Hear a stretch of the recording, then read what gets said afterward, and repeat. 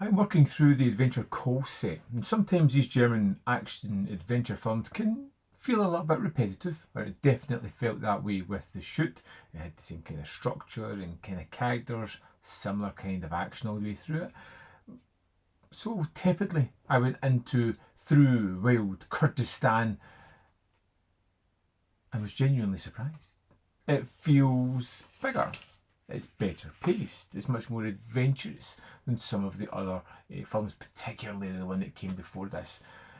There is constantly something happening. The locations are fantastic, and honestly, this might be the closest these films get to just hitting their stride. So let's talk about Through Wild Kurdistan.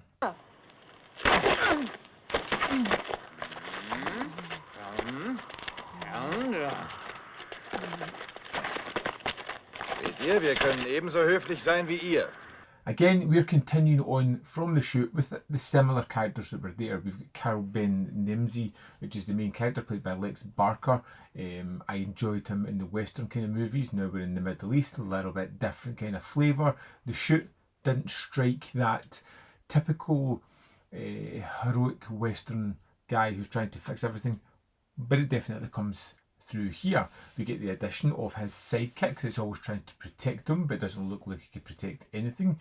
We get the Lord and his butler character that comes back again, which are characters that could be really annoying, but I find them genuinely fun and engaging. Their complete ambivalence to everything that's going on round about them is just wonderful. I think they're always in the middle of everything. They always take advantage. They're always helping out when they can, but at the same time they don't feel super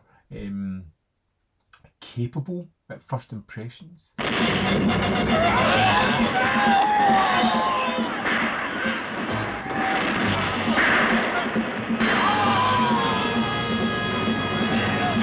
You know, and we have a sort of aspect of political unrest here. We have the betrayal and shifting alliances that we've seen before, hidden enemies, constant movement, constant travel, constantly discovering friend or foe and getting through that. It has this old school adventure serial feel about it, where it feels very much episodic. We have this larger story, but it's broken into smaller parts where we have little stories all the way through it, tying into this grander storyline that's there. The film is constantly moving and it rarely stays still for too long, and I think that really helps these films. It is a shorter runtime, but it feels as if there's more packed into this, and although there is some traditional elements here that you've seen thousands of times before, the fact that it keeps moving, you don't rest on the laurels too long. They're moving on to something more. Das hast du wohl nicht erwartet, hä? Doch, Machritsch. Steuern! Compared to The Shoot, which felt sluggish, repetitive, this one feels alive, carefree, got a fun tale to tell, and it's going to tell it. The action is not the kind of explosive action that you would expect, but it's constantly entertaining. We've got shootouts, we have sword fights, we've got chases, we've got ambushes. The fact that it constantly changes these action elements just help it keep a little bit fresher. Although they aren't standout action elements, they're not the same every single time. I think the location shooting here does a lot of the heavy lifting. It looks fantastic on this remastered Blu-ray. They're absolutely wonderful, and they are very different, although managing to stay within the colour palette of that just kind of sandy light brown, but they just look wonderful throughout it. And when we go into some places inside, it has that kind of theatrical feel about it, but still feels part of the world that we are in. Sie ist ein hübsches Mädchen. Was führt sie her? Ich sehe, du hast einen Blick für Schönheit, Kara Ben Nemsi. Ich habe nur nicht die Macht, dir das Mädchen zu schenken, doch wenn du willst, werde ich sie dir vorstellen. If there's any weaknesses here, is that it's still very formulaic.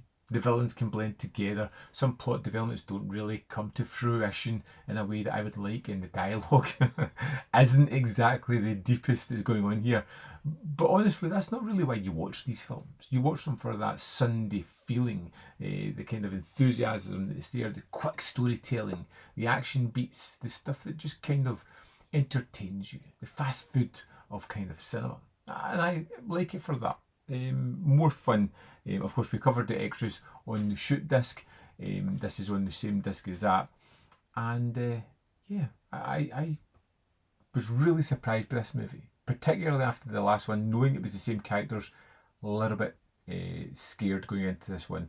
It's still very much operating within the formula, but compared to the kind of sluggish entry before it, and I know that there's another one coming after it, it was a great middle film because it rejuvenated me. If this was similar to the shoot, I think I may have been less enthused about jumping forward into the next one. So if you enjoy old school adventure films, I've probably picked up this set already. I'd love to know what you think of Through Wild Kurdistan. Let me know where you think it ranks within this set as well. Don't forget to click up here. There's more content. You can check out more of my stuff in the description box below. Are links to Patreon, membership program, and manvyfilm.com, always in which you can support me. Thanks for watching. We'll see you next time.